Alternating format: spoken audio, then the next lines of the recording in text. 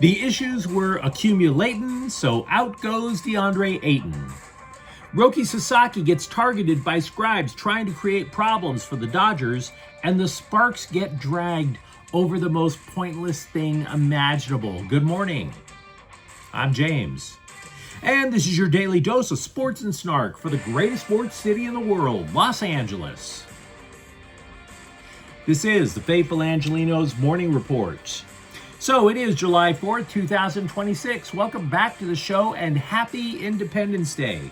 Because no matter which political party is running the show, our people, our country, absolutely amazing. We also added multiple subscribers to the Angeleno Familia yesterday. Thank you. We're going to do our best to keep you informed. And if you like being in the know about LA sports, clickety-clack the like button. Clickety-clack the subscribe button. There's a notification bell. Hit that. It'll let you know when we drop an update. Sharing is caring. Let people know we exist. We are on the march to 1,000 subscribers. And by all means, comment. So before we go through the news and the notes, we have a quick look at the scoreboard. Dodgers 4, Slime Diego 3. Once again, the Padres get pantsed. A 3-0 lead vanishes when Teoscar Hernandez hit a grand slam. Inject that right here. The lead in the NL West is 14. The magic number is 61.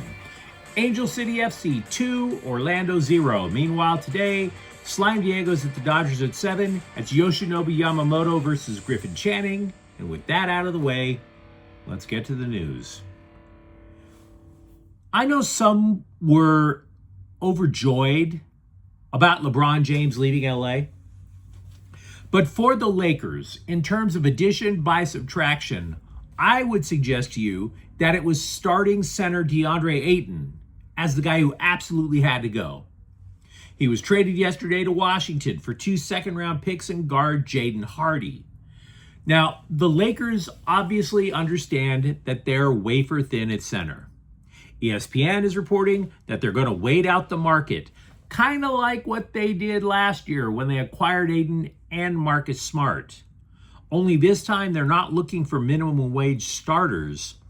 They just want a minimum wage reserve. Centers being considered include Eunice Valanciunas and Kevon Looney.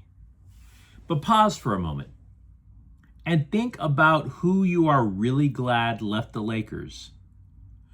A lot of folks did cartwheels until their shoulders collapsed when they heard James was leaving. Now, James may not be the player that he once was, but he didn't quit when he was on the court and he produced at a high level. Ayton, former number 1 overall pick, wore out his welcome quick in Phoenix, then wore out his welcome with ludicrous speed over in Portland. And while the Lakers talked the nice about DeAndre Domin-Ayton for a year, the stats say otherwise. They did not blast Ayton publicly, but behind closed doors, JJ Redick was straightforward with the guy. Look, if you do not produce, if you do not give consistent effort, you're going to be on the bench. And how did Ayton respond? With career lows in points per game, rebounds per game, and minutes played. Remember also how the new owners want to install a Dodger culture with the Lakers. Ayton did something the Dodgers would not tolerate. He dragged the Lakers in front of the press. ESPN was in the locker room a few months ago. They were trying to write an article on something completely different. And there's Ayton pacing back and forth, ranting about disrespect, saying that he, quote, ain't no Clint Capella, unquote. Ayton knew damn well that was going to be heard. He knew the Scribes were there. He wanted to be heard. Maybe Jeannie Buss would have tolerated that if she was still running everything. The Lakers' old ownership, particularly with Jeannie Buss, they had a history of letting players get away with showing their ass. What Ms. Buss would have done is she would have gone to Magic, she would have gone to Phil Jackson, to Kurt Rambis, and they would have all given her different ways to handle it, right? And because it would be all different and confusing, she probably wouldn't have made a final decision, and Ayton would have got away with it. Not now. Because look at the way the Dodgers are run. When do they drag each other? What about dragging Dave Roberts or upper management? They don't. They don't. They see the bigger picture beyond their ego. Now, this trade does carry risk. Can't deny that. Unless the Lakers do get a legit backup center, you're asking Walker Kessler to stay healthy. Good luck with that. I don't see much from Hardy. I think this trade really centered around getting rid of Ayton and acquiring draft picks so that they could fortify the G League team. Remember, the Lakers crave the depth, not just because it's a Dodger way of doing things, but because that's also what Oklahoma City had when they swept the Lakers out of the playoffs. Meanwhile, James's agent, Rich Paul, he went on a podcast I don't listen to and detailed why his client left the Lakers. And I don't care. And hopefully this is the last time that I have to say this. I am not a LeBron James hater. When he was on the court, he gave it his all. He got LA a 17th ring, and I totally appreciate it. But I acknowledge he is extremely divisive. He fancies himself completely immune to criticism. He wants all the love on him. I'm not going to follow this guy like I'm a Branch Davidian. Not going to do it. Especially that he wants out. If he wants out, he's going to be like an ex to me. Cut it out and I'm going to move on. And don't text me at 2 a.m. with rumors about you either. So if you're a Laker fan, let me know what you think in the comments thread. Maybe this will make sense, maybe it won't. Here goes. I am not here to defend Roki Sasaki. I'm here to quash panic over Roki Sasaki. Because the dude got slapped around by the Padres 2 nights ago. After the Dodgers rallied to win, and in the process humiliate Slime Diego once again, Dave Roberts said this about Sasaki's future. Quote, I just don't think right now we have another alternative. They were in on everything Roki threw. You could see it. Everything. I don't know if he was tipping his pitches, but they were on everything. Unquote. Now that was enough to send the Scribes into hysterics. Dodgers have no choice. Dodgers are stuck with him. Okay. So what? Sincerely, so what? The Dodgers have a 14-game lead in the West, meaning they could go on a losing streak for 2 entire weeks. And another team, Arizona or Slime Diego, could win every game for 2 entire weeks. And the best they can do is tie. So what about Roki Sasaki? But the playoffs. Roki Sasaki is a 6th starter.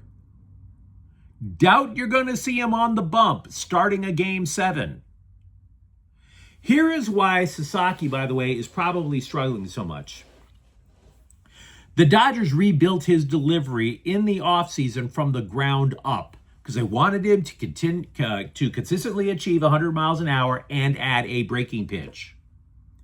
But when you rebuild the delivery, if one thing in the mechanics goes haywire, especially on a 24-year-old, he will get destroyed.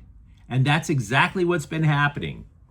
There's a reason that many coaches say a guy doesn't become a complete pitcher until he reaches age 30.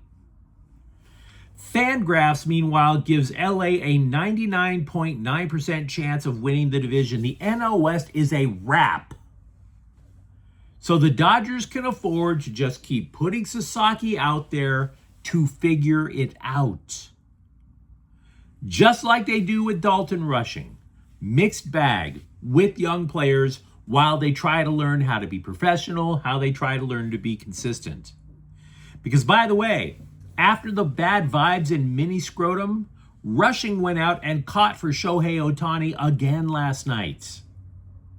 And the Dodgers won. There is no reason to panic. We can put it on cruise control until October. The only people who should be bugging out about Roki Sasaki are the poor bastards who go to StubHub, drop a ton of jack, drive to the ravine hoping to see Blake Snell, and instead it's Sasaki. And to that I would say, sucks for you, dude. The Sparks are getting annihilated by major media outlets, not because they are below mediocre, but annihilated because they didn't distribute all-star ballots properly. No. We don't care about the fact that you guys can't qualify for the playoffs.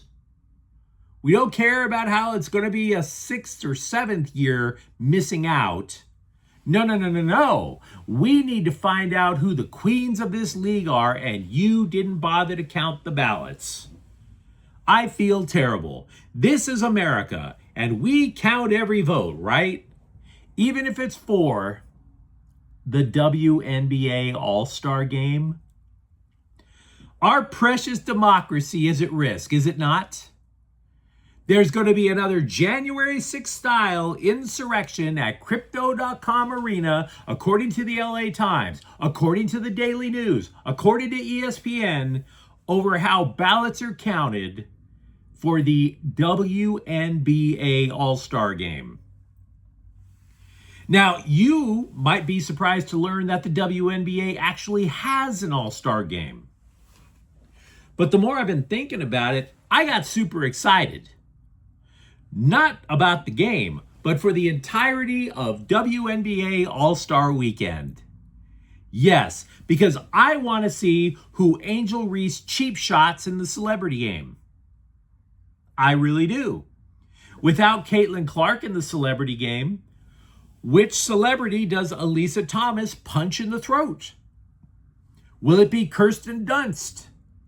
Will it be Tila Tequila? The options. I tell you, the options. Here's a question about All-Star Weekend in the WNBA. Who comes closest to the basket in the three-point shooting contest? Like a game of horseshoes. Who comes closest to the target? I want to see who wows us with the most creative layup in the under-the-rim, not quite a slam dunk contest. I want to see the best of the best. I want to see who wins the skills contest by dodging the most marital aids thrown on the court. And by the way, I have a side note. When I watch replays of Caitlin Clark taking Alyssa Thomas's knee right to the baby maker, to the Play-Doh fun factory of life down there, I'm going to be super skeptical the next time my wife tells me I'm too rough in the bedroom. But that's another story. And by the way, if I get too drunk and I sleep through the WNBA All-Star Weekend, I'll be sure to catch the highlights on World Star Hip Hop. It's the same thing. Now, I realize in my sarcasm, it sounds like I'm advocating violence against women. I am not. I am suggesting that the WNBA advocates violence against women. Because otherwise they'd put a stop to it.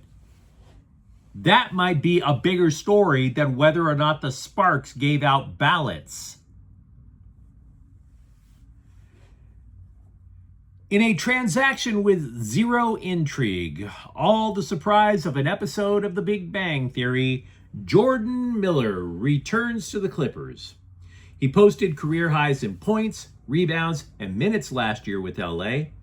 This dude is clearly not a replacement for Kawhi Leonard, but he is absolutely going to get some of the dude's minutes.